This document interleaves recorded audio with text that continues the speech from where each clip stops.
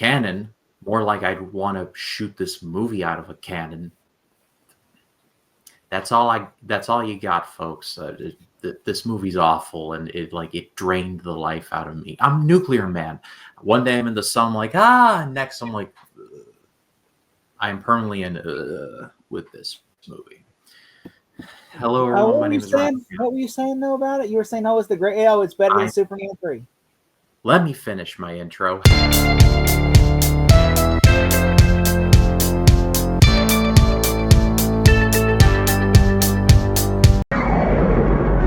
Superman 4, his greatest adventure.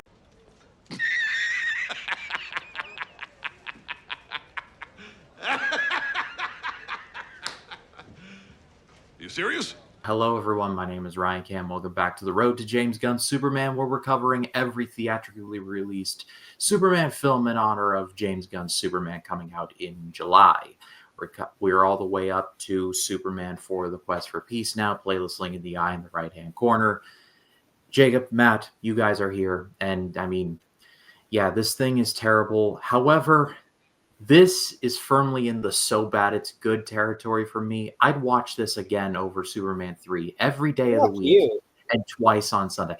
This movie is shorter, and it did not have Richard Pryor going, "Oh, what? I'm sorry, Superman. Instead, it had John Allen from 2.5 Men going, "The dude is Steel. What's up, Uncle? The dude is Steel. What's up, yo? That's right, Superman. Oh, whoa. Where's my guitar?" Which he did later play Lex Luthor in the Supergirl. He did a good job, by the way. I mean, I would not be surprised. I was so shocked that Lenny Luthor was Lex. That character is harmless in the grand scheme of things. It's not Richard Pryor bad. He's annoying. No, Richard Pryor any day. Richard Pryor wasn't as annoying as him. He's much more tolerable than John Cryer. Yes, if you put Richard Pryor and John Cryer, ADR, I would have Richard Pryor. Bullshit dialogue that comes out of his mouth. Completely useless. A useless, cartoony, campy henchman. He's just Ducky in a Superman movie. He was coming off of Pretty in Pink. Well, let's get into the movie proper. And this would, if you want to count Supergirl, and I don't think we're going to, this is the last theatrically released Superman film, 2006, with a little movie called Superman Returns, and we will get to that, don't you worry. This was directed by Sidney J. Furie, and like I said at the intro, this was released by the infamous film studio known as Cannon, or the Cannon Group, to be specific. You've seen at least one of these movies. They were big in the 80s, big in the early to mid-90s. If you've enjoyed any of the RoboCop films, you can thank Cannon for producing those. T1. Among them. T1, yes. You can thank them for producing that. However, they're also known for making a ton of just cheap, crappy action and sci-fi, and unfortunately, this falls firmly into that category. Very bad. It's bad. Wow. It's bad. Woo, is it bad? I mean, I don't know. Really, really bad. I don't understand. Now, Collins, you were texting me earlier. Apparently, this movie was like a money laundering scheme? Question mark? They were given the money, yeah. So they were given the money to make this bigger and more budget. And they took that and said, you know what we're going to do? We are going to, like I said, the producers were like, you know what? We want to finance some lower films. So what if we just recycle shots from Superman 1, 2, and 3? And then we just like get the cheapest visual effects possible. And then they took that money and then put it on other projects that they had for visual effects. And the visual effects in this movie, they were like nickel and diming the effects. That's why the effects look like shit. Because they're just like, they literally money laundered in this movie. Like the producers did that. And this is not the first movie either. They got caught doing it on another movie too. They got caught doing it on a couple of movies because they're like, how come this movie that cost this much money, but the effects cost, and they like, this does not seem like right. And that's apparently, this movie went through money laundering scheme. Like, and so it's like, this was a bad production. This was so bad, in fact, that Wes Craven was supposed to direct the movie, and he turned it down because he said it was oof.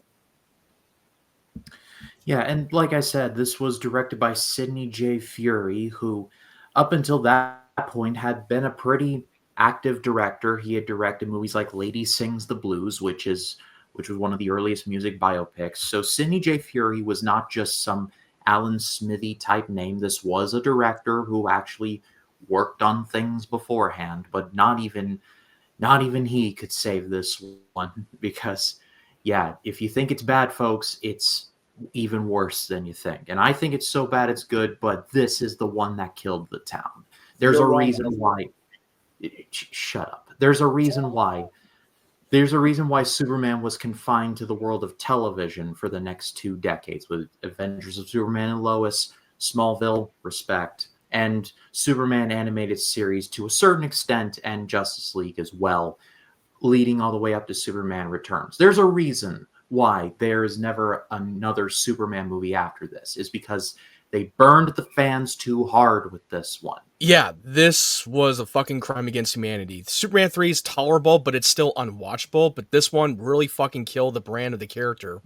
And like you said, why didn't we not get so many Superman movies after the 4th one? Because this fucking just tanked so hard. Canon was fucking desperate for the money. They knew that if they put out a Superman movie, they get the fucking profitable back from be a big hit, and it didn't.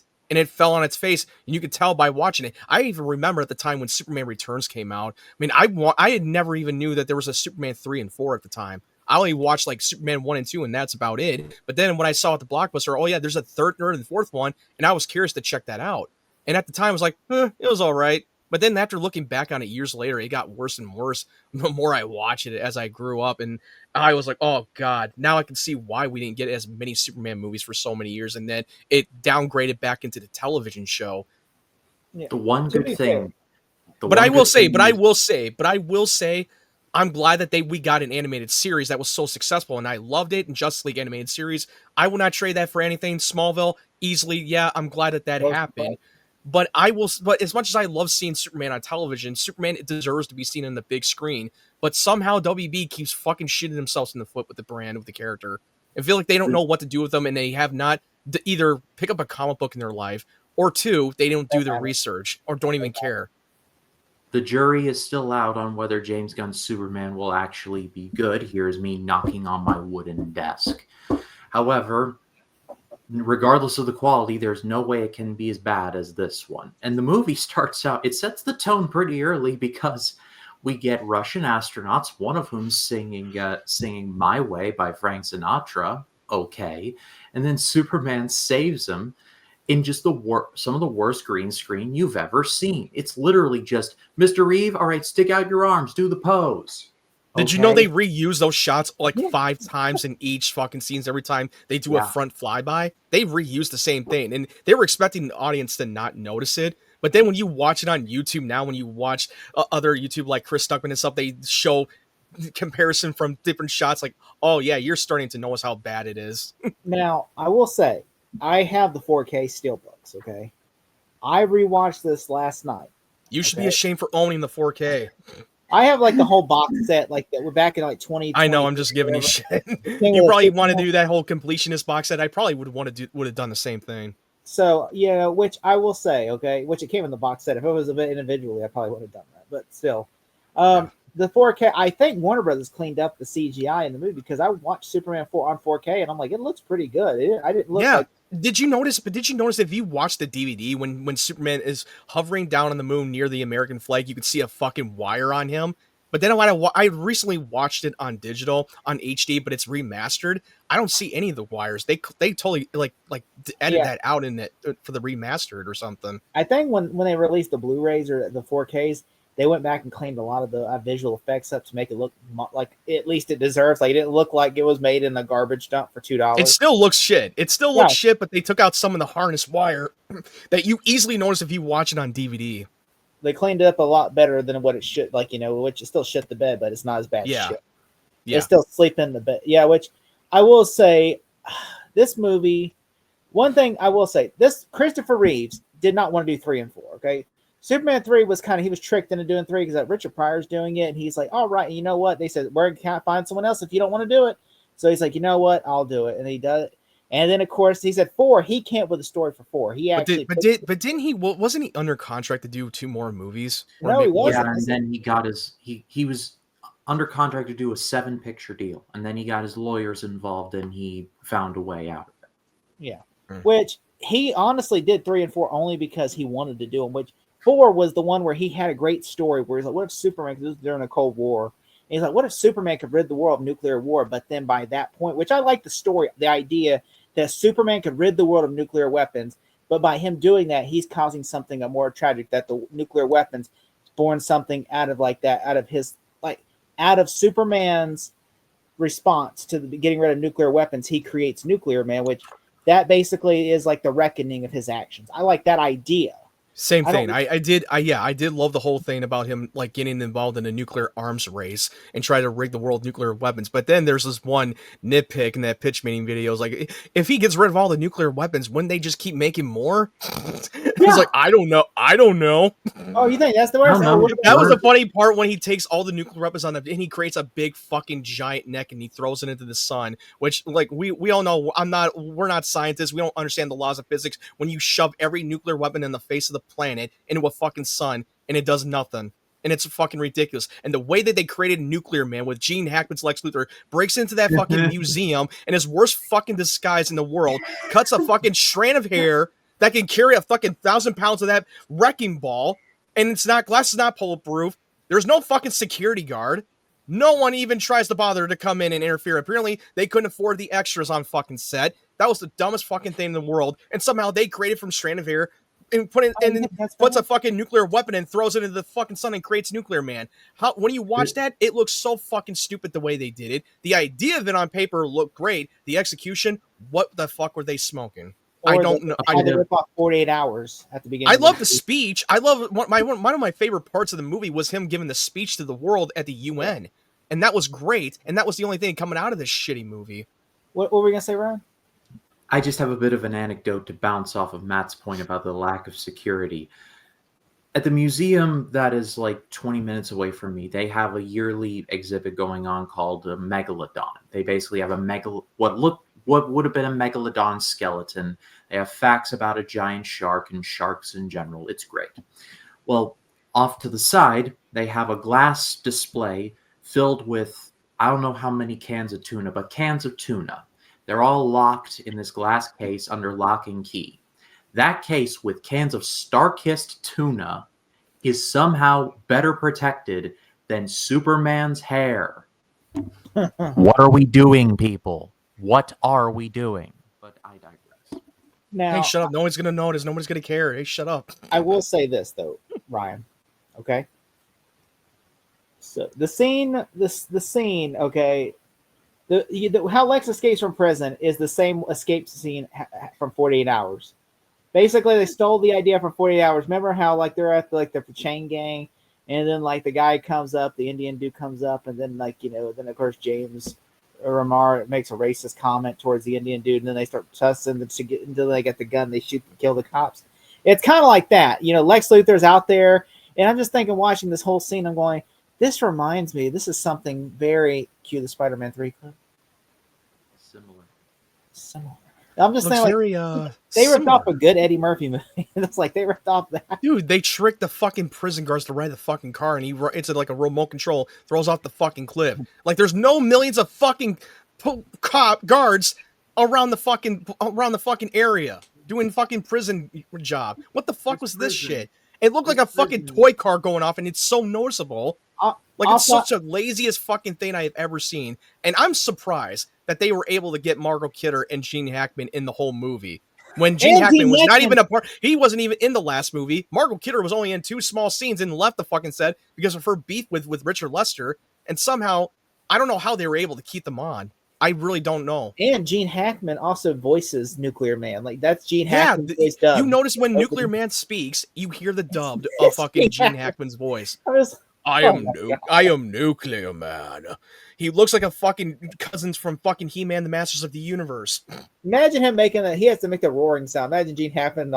Just imagine if you get a fucking umbrella or a fucking tree branch to cover over fucking Nuclear Man, and he just powers off in this fucking shade. That's all he had to do. It's the worst fucking weaknesses I have ever seen in my entire life. The greatest shame of it all, Gene Hackman had just done one of my favorite basketball movies of all time, Hoosiers, the year before this. Oh, so God. we are in sad times. And somehow he's not having a wig now. He grew his hair out. He was once he supposed to be bald? Because in the prison he's wearing fucking hair now. Well, I mean, to be fair, in Superman 2 afterwards, he's wearing his wig again. No, we're talking about now. He was naturally bald. He only had a wig on in that movie, and not in real life, of course. Not in real life, but you know what I mean. His character is supposed to be bald, and yet he grew it out. Superman 2, like when he goes to the White House with Zod, he's wearing a wig again. He and Lenny consistently look like they've walked off the set of a Boy George music video. Like one of them's going to start singing "Church of the Poison Mind" here in a minute. Yeah, but John Cryer looks like he was coming out of a music video from Vanilla Ice, Ice Ice Baby.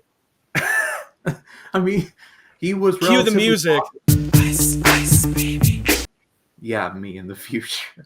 But I mean, he is relatively popular around this time, so I guess that fits. Pretty in Pink, yeah. Which I will say this though, okay. Nuclear Man, my issue, there's a plot inconsistency because Nuclear Man has to be around the sun but then there's scenes where he's in like the building, the Empire State Building with Lex Luthor and them, and there's no sunlight. So I'm like, shouldn't he be weak? Okay, I'm like, why is he like?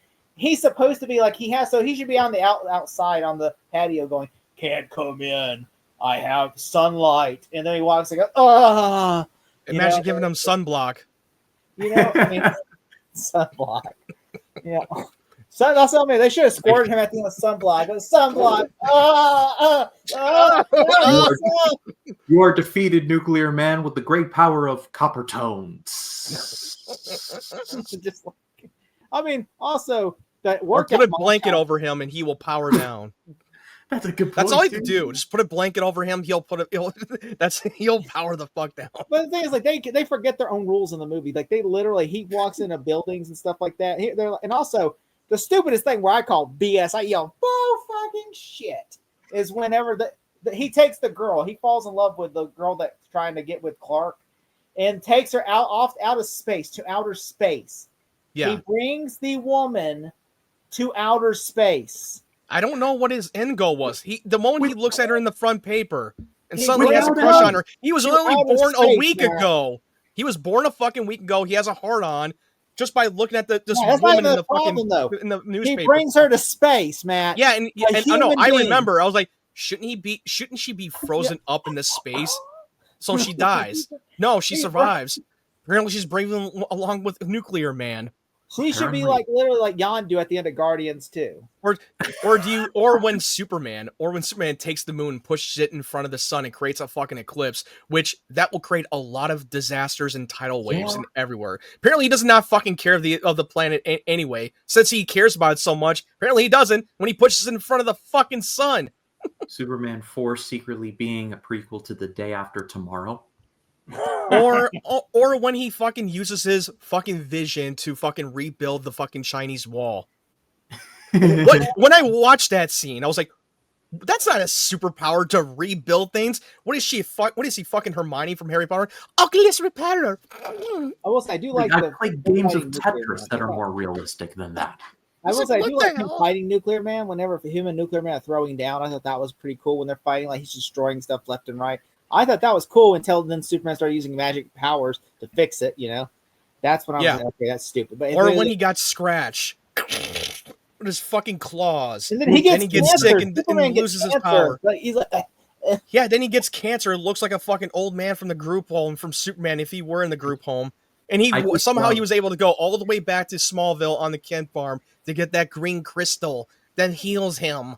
I have the green crystal and it heals me. The reason we don't see what happened, those 40 minutes that was cut from which was so fucking inconsistent because wasn't the crystal supposed to be in the fortress? It's what created the Fortress of Solitude. And his mom, Laura, is rehashing the fucking dialogue that Jor-El told him. Like, you're just literally telling us what we have already known. Like, basically, this is from the new audience have not watched the original Superman movie. Let's have Laura fucking rehash the whole thing.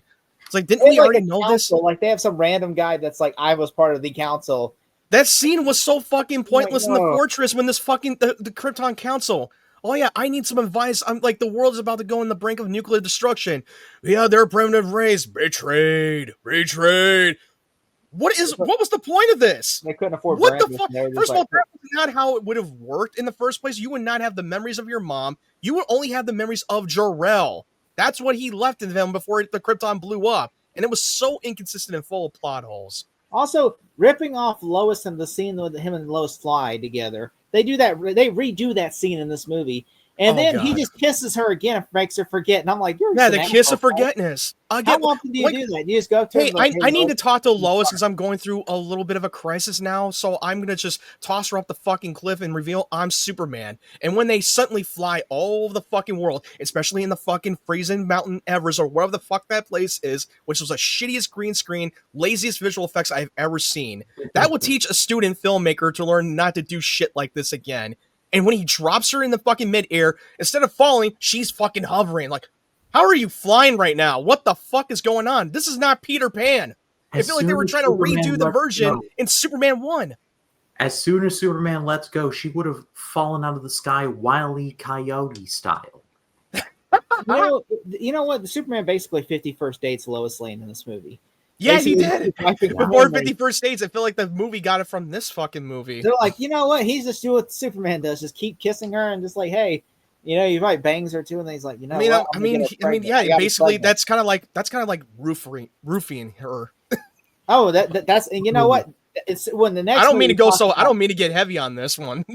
In the next movie, they actually do that, and where you're just like, wait a minute, shouldn't Lois Lane be like, I have a kid from Superman. I've never have no recollection of having sex with Superman. So when did he rape me? Well, to be fair, Superman Returns was not a sequel to the fourth movie. It was supposed to be Yeah. like a sequel to the second film. And yes, they I did- know, but still, like the fact that she has no memory, like because he doesn't. Yeah, I have- know. That's kind of odd. Like, yeah, I'm pregnant and I don't know who I banged. It's like that's the least of that movie's problems, but still, like, but I will say there are a few things besides the only thing first off, besides the Armageddon nuclear wave that would have hit the Earth if he would have threw all those nukes. Because I mean, I don't know if you've ever watched science. First off, those nukes would never have hit the sun. They would have descended. They would have exploded before and then we would have hit a solar wave would have hit the the whole world. We wouldn't Well, have they don't. Well, definitely- here's the thing: the writers don't give a fuck about laws of physics and this shit. Nobody cares. Yeah, I'm just saying, like, well, a nuclear tide would have hit the wave, and we probably would have been. It would have hit the fucking Earth, and it would have been fucked. We would have definitely been worse than climate change. That's for sure, because we would have been back to the Stone Ages. We would have survived, but not for long. Yeah. And then when he puts Nuclear Man inside the fucking nuclear weapon to defeat him, it just magically comes a high power energy. I was like, is this a fucking miniature toy fucking kids from fucking Mr. Rogers from that visual shot? What the fuck is happening right now? Also, I do like that- do not denounce the good name of King Friday the 13th on this channel, Matthew Wyatt. I do like that the Daily Planet being bought by a new owner, and the new owner having a thing for Clark Kent, and then like. I like that idea, especially there's a scene that I actually do like is whenever he's trying to impress Superman, Lois Lane at the same time. So he's like, "I'll be I right." hated it. And Hated then it. goes back to Superman, he's like, That was "I'll the be right most awful waste of screen time I ever seen when he was trying to be in two places at once. The whole and in the love triangle. Ugh. Again. What the hell are we doing? Again. Why are we doing another I thought love that triangle? was fine. Since we can't have Lana Lane in the next movie, and they never even bothered to mention her, Lois as like is nothing pointless ever in this movie, happened. too. Lois is pointless. Like literally, the third act of the movie is not even Lois is not even in it. It's literally like the new girl that's like that, like the the nuclear man falls in love with. He takes her to space, and I'm just thinking, where the frick's Lois at? Nowhere to be found. I'm just like, where? I was like, we have Lois, and At least she was in it a lot more than the last movie. also Superman. The idea of Superman dying kind of reminded me of the scene in All Star Superman. And so I would like to see, because I mean, that kind of, even though All Star Superman came after, I feel like they probably watched that idea from Superman 4 and were like, you know what, we could use this idea in a not shitty movie, in a comic. I'm like, I mean, that's actually a good idea. Superman dying. But when did like All Star Superman come out? 2008 or 2007. No, it was Oh, yeah. 2012. Hang on, let me check. yeah, I'm maybe. fairly certain it was. I thought 2012. 2009. I was trying to say, but I'm like, it's gotta be. Yeah, maybe. Hang on. Yeah, you're probably right that they probably took that idea and they made it Oh. into a better story. 2011. It was 2011. Wow, that was like almost around the New 52 was about to come around. Yep. But that's a good idea. Though. They took All Star Superman's a better story than Superman 4. And they did an animated film too, which I really enjoyed. I thought it was all right. I like the comic there. It's basically the same. It's basically they're telling the same story from the comics. I don't an know. I just like adaptation. that animation. That's the thing. I just don't like that animation. So- I wish they. I like when they adapt the comic book animation from the exact same. I hated how they just tried to like. It just looked like the same one they did that Suicide Squad, Arkham Silent Return to Arkham, whatever it's called. Batman Assault on Arkham animation type style. I kind of like that. I kind of like that animation more than versus the Elite animated film, which I love the animated film, but the animation was rough. But Well- I will say, one of my final thoughts on this, I just want to say is, I understand why, because I know like there was Wes Craven was going to direct this movie at one point. Chris even considered himself directing this movie. Wes Craven actually was like they wanted him to direct this before they chose Sydney something, but he turned it down because he said it was it was a cheap movie. Like, oh, I'm making Superman, and then he read the script and he's like, this is awful. It was awful. They didn't even have the whole script written. He was saying it was like It wasn't even that finished. It wasn't that whole anything written. like the that stuff much he was written reading in he that didn't one. like. I mean, he said he heard the pitch. I mean, you could have taken a bad script and make it work and try to execute your script. He just walked away, and then they just. He was like, "Fuck this! This seems cheap," and they probably did not have enough money to make the budget even more bigger than the last one. I mean, I'm glad too because Wes Craven probably would not have been able to make. I think he dodged a bullet on that one. I think he would have gotten fucked over if he had made that movie, and it probably would have been a disaster. Yeah, in '88 he directed Serpent and the Rainbow, and a couple years after that he did People Under the Stairs. So People Wes Under the Stairs is Craven- underrated. I think that is an Oh, underrated. I love People Under the Stairs. It is. I mean, very I good. didn't watch a lot of Wes Craven movies other than the fucking Nightmare on Elm Street from the original film and the Scream movies, and I think I don't know what else he directed. I mean, I Hills might have Have known Eyes. what. The original Have Hills Have Eyes. No, I have not seen the original Last one. House I've on only the saw Left. the remake of it, but I didn't see the original. The Last House on the Left that came out in the 70s. Oh yeah. That I mean, I'll one was probably like, look it up. yeah, that was like his Scream. first movie that wasn't that where he didn't because he used to direct porn for a living and then he directed that was the first movie he directed that wasn't a porn. And it's Scream shot one- like a porn too. The sad thing, he said it's shot like a porn. He said that's how he said I took my porn money and I shot this movie with it with the same porn camera. Scream 1 through 4, lest we forget. So Craven did okay for himself, but Which yeah, this you know movie- what? this But one's R.I.P. horror. R.I.P. to Wes He Craven died too. like in 20, It was 10 years, like 10 years ago he passed away. Wow. Well, anyway, Superman Quest for Peace is horrid. It's terrible. It's like It's shit. competition Complete shit. for worst comic book movies of all time. This is definitely a conversation. You were literally going to say worst horror movie. Yeah, this was a horror movie when Nuclear Man came around. Now This was now a I horror got movie. now I got Craven on the brain, so that's where that came from. But in a bit of a twist, though, this is kind of the kick in the pants that DC needed to pivot because 2 years after this, they released Batman, and everything changed for them. So this movie, so Superman died, so Batman could live. And we almost got a Nick Cage Superman movie. But yeah, this was like after the success of Batman Returns, and we were going to get that movie where Superman Lives, But then and it was going to Batman and connect to Robin came out. and yeah, that but it was going to connect to fits. Michael Keaton's Batman. It was going to be the connection to that when Tim Burton came on. Yeah. Oh yeah. But yeah, this is. But you know what? It was for the best because I don't think we would have got the '89 Batman that we had that back in '89. I don't think we would have gotten that movie. Just I think like if they were to be a success, then they probably would have continued on doing another Superman movie. just like how when Batman and Robin was so bad, we got Batman Begins. So when every Superman Returns was bad, we action- got Man of Steel. every action has an equal and opposite reaction.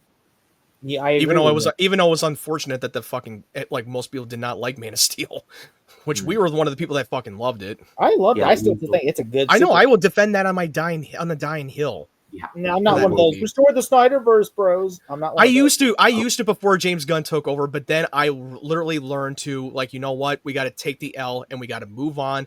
I trust James Gunn all the fucking way. I don't give a fuck any of the people who would doubt his vision. Yeah, you don't shit in Let's, somebody else's. let's not open that can of worms just yet. We got a couple more movies to cover, Yeah. so we'll cross that bridge when we get there. But I pass it off to all of you. What did you think of Superman 4: The Quest for Peace? Aaron White, if you give this movie 8 out of 10 stars, I am going to. We're gonna have some find you. truths. And we're gonna I mean, send I will find you and I will kill you. Aaron Yes, White I gave will kill Superman you. 3 an 8 out of 10. Aaron White, are you okay? I need to know. But anyway, it's privileged to do this with these guys every month. Collins, where can the people find I'd rather you? watch Batman and Robin over Superman 4 any day. That's Yeah. true. We all Yeah. can agree on that one. I'd rather watch Ryan Reynolds' Green Lantern over this movie. That's true. Yeah. Well, I'd rather watch Halle Berry's Catwoman than this movie. all right, you've gone too far. You have gone too far. All right, so yeah, they can find me at starring why Aaron White is wrong.com. That's movie. I will show thousands of reviews. They're not going to find one positive review on this website. I think that we'll need to give him an intervention. Yeah, we're going to start an intervention. It's going to be called Help Cure Aaron White. We're going to start a GoFundMe to get him rehab treatment. We're going to Clockwork Orange him. We're going to open his eyes up and show him the horror of the movie. We're going to find all the cringiest moments of the movie. We're going to put it in this. We're going to Clockwork Orange him. And he'll be like, no, stop, no. Yeah, we're going to You in the future add the clip. Clockwork Orange. Alex and his IO. Yeah, so yeah, that's what we're gonna do. This week. I'm starting my Road to Final Destination this week, where I'm gonna bring on some of these jokers, and we're gonna review it. I'm gonna do 2 reviews for Final. This is how cool it's gonna be. 2 reviews. I'm gonna do my separate review where it's pre-recorded and pre-shot. Then I'm gonna do a live stream review where I bring these guys on and we're all just gonna talk about the movie collectively. That way, because I know some people don't like when I do live streams and some people like when I do pre-recorded. So I'm doing best of both worlds because I will talk about. Hey, we gotta have our cake and eat it too. So I'm doing 2 reviews for those. So yeah, and the first one I'm gonna try to be less like in the just me. I'm doing the less not big spoilerish. I'll talk about spoilers, but I'm not gonna be like just. Well, in this one, we're gonna have it's gonna be nothing but spoilers. Like I'm just going to talk about, hey, so about Stifler from American Pie. Yeah, he's in this movie. And we're gonna ruin the movie that came out over fucking 20 years ago. My God. Dave always gets on me. He's like, well, there's people being born every day. Okay, so like Star Wars. Well, hey, that's your fault. Don't watch it. That's on you, bro. Well, Matt, That's me and Dave argue about that all the time. Matt, what about you? Okay, so I recently put out a few reaction videos of the trailers for 28 Years Later, Fantastic Four, Superman Behind the Scenes reel, and the new upcoming the slasher sequel, I Know What You Did Last Summer. Then I put up my recent review of Sinners and the spoiler review of the second episode of The Last of Us Season 2. Yep, all their links are in the description. Go give them a subscribe. As far as this channel goes, they're going to be back on very soon for our new show here on the channel called Kitchen Talk. We're going to be diving into the world of one of my favorite TV shows of all time, Hell's Kitchen. We're going to be I've seen the intro, and I thought that was genius. Yeah, it hasn't aired yet, but the intro is fire. Thank you, Collins, so much for doing that. Fire. We dive into season 1 starting it will have already been uploaded by the time that this drops, so do us a favor and go check that out. It's talking about Gordon Ramsay is a lot of fun. Let's just leave it at that. But next big series on the channel after Faith-Based Movie Month ends is going to be my Road to Mission Impossible Final Reckoning. These guys are already booked to review the movies with me, Collins is reviewing 2 of them, Matt Wyatt is reviewing 1 of them, and I've got other guests coming on for the rest. So stay tuned for all of that, and then some and more. But my name is Ryan Cam, and we will see you all in the next one.